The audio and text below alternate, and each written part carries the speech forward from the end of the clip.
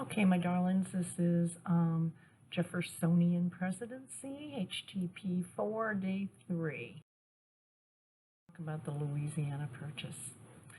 Okay, so remember the Spanish had that after the Treaty of Paris, after the Revolutionary War, they'd had all that territory west of the Mississippi River, and then there was a transfer from the Spanish to the French with the Treaty of 1800. And basically what we wanted was the port of New Orleans. So James Monroe and was sent to Paris with Robert Livingston, who was already there, and basically they were going to try to purchase the rights to go down the Mississippi River and use New Orleans as a port. So just wanted his farmers to be able to send their goods down the river and use the port of New Orleans, and he authorized $5 million to purchase. So Napoleon is the leader of France at this time, and he had aspirations to be emperor of the world. Ends up that he is going to sell the entire of this territory instead of just the port of New Orleans, and he wants to sell it for $15 million. Now that's 828,000 acres, more than doubling the size of the United States. Comes out to about 3 cents an acre. So why in the world did Napoleon decide to sell all of the Louisiana territory?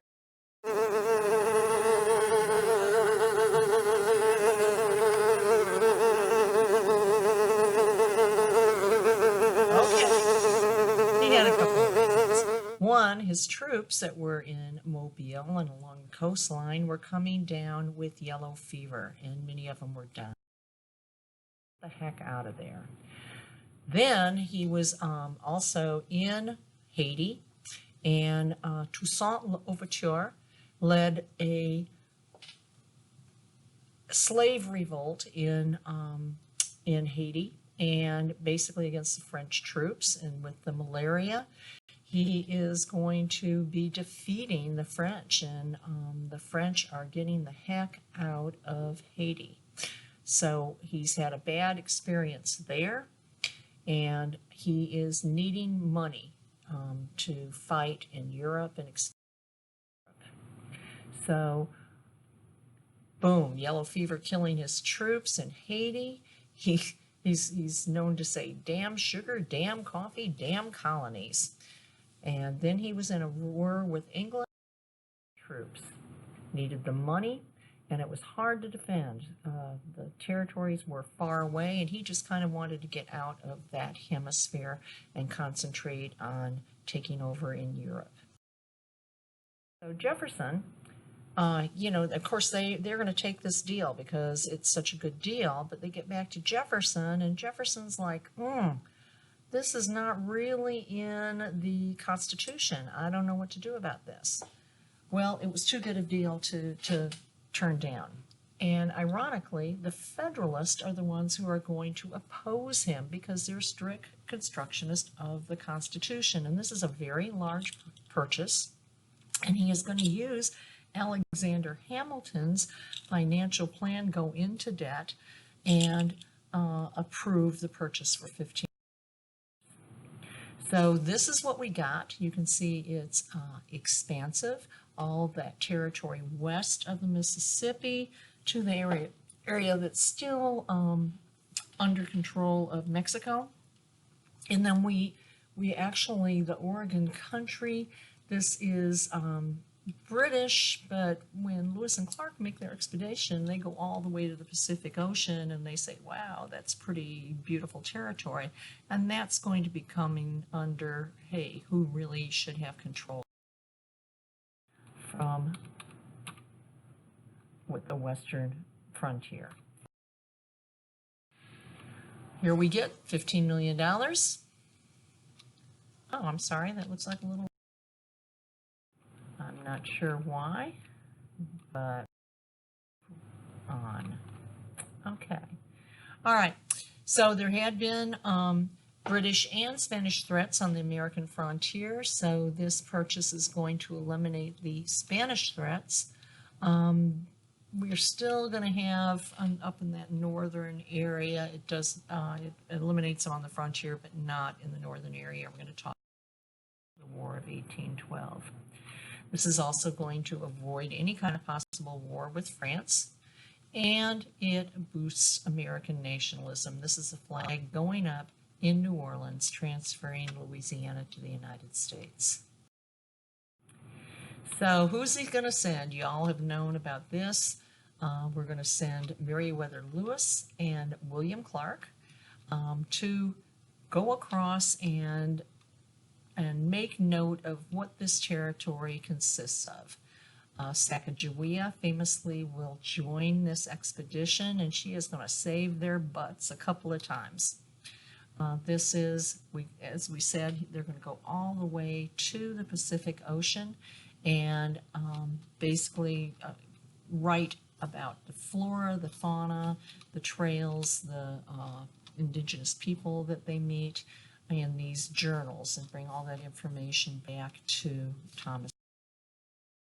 So this is the route they take. Most of it is by water. You can see they are traveling on the Missouri River. They come back on the Yellowstone River, go all the way to the Pacific on the Columbia River after they cross that transcontinental divide.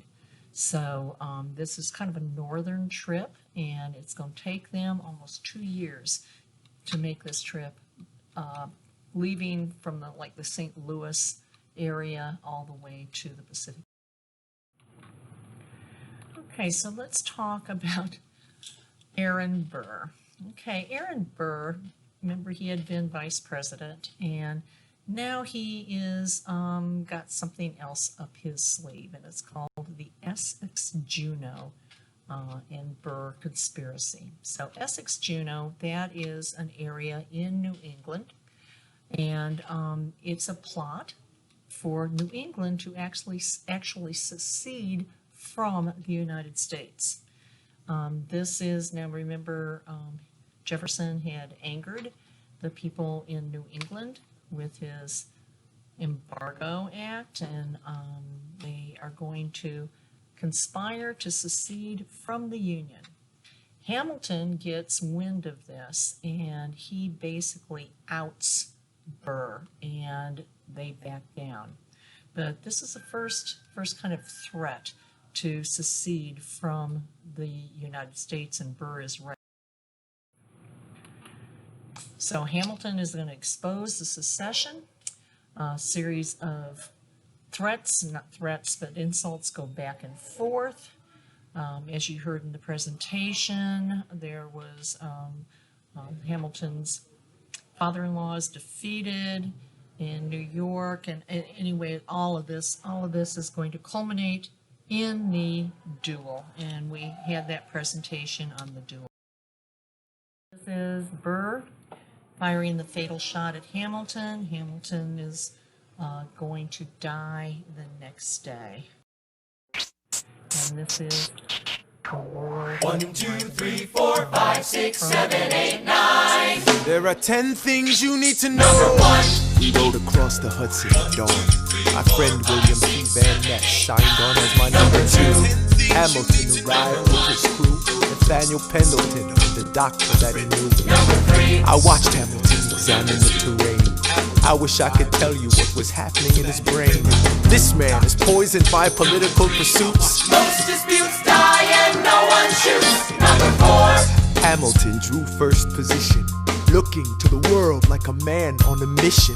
This is a soldier with a marksman's ability. The doctor turned around so he could have deniability. 5. Now I didn't know this at the time, but we were near the same spot. My son died, is that why? 6. He examined his gun with such rigor. I watched as he methodically fiddled with the trigger. 7. Confession time, here's what I got. My fellow soldiers will tell you I'm a terrible shot. Number 8. Your last chance to negotiate. Send in your second, see if they can set the record straight. They won't teach you this in your classes, but look it up. Hamilton was wearing his glasses. Why? if not to take deadly aim. It's him or me, the world will never be the same. I had only one thought before the slaughter.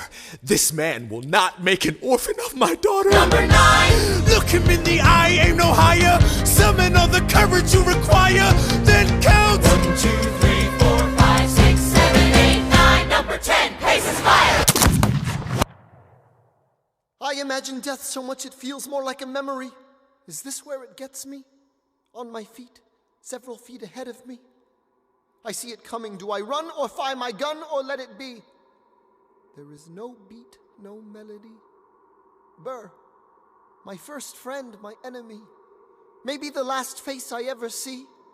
If I throw away my shot, is this how you remember me?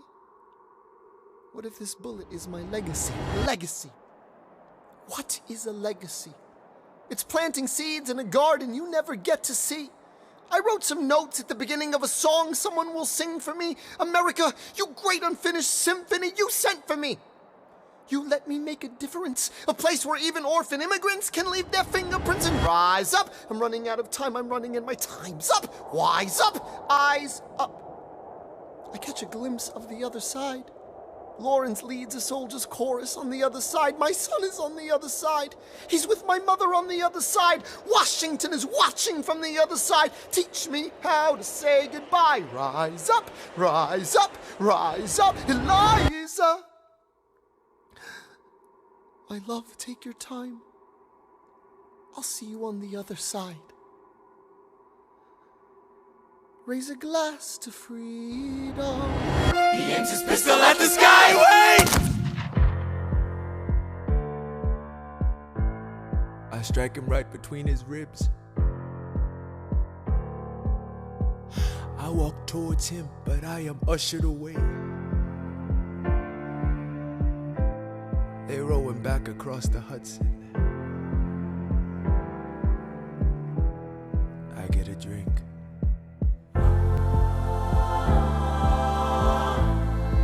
I hear wailing in the streets. Somebody tells me you'd better hide. They say Angelica and Eliza were both at his side when he died. Death doesn't discriminate between the sinners and the saints. It takes and it takes and it takes. History obliterates, and every picture it paints me and all my mistakes. When Alexander aimed at the sky, he may have been the first one to die, but I'm the one who paid for it. I survived, but I paid for it. Now I'm the villain in your history. I was too young and blind to see. I should have known the world was wide enough for both Hamilton and me. The world was wide enough for both Hamilton and me.